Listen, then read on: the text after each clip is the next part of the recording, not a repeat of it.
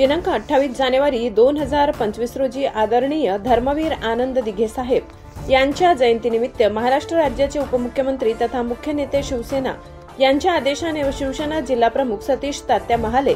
यांच्या मार्गदर्शनाने हिंगोलीपाडा शिरपूर येथे साने गुरुजी माध्यमिक विद्यालय शाळेचे संचालक आशुतोष वाडिले व हिंगोलीपाड्याचे उपसरपंच अत्तरसिंग पावरा यांच्या पुढाकाराने शाळेच्या विद्यार्थ्यांना वही पेन वाटप करण्यात आले। या प्रसंगी सर्व शिवसैनिक पदाधिकारी कार्यकर्ते उपस्थित होते।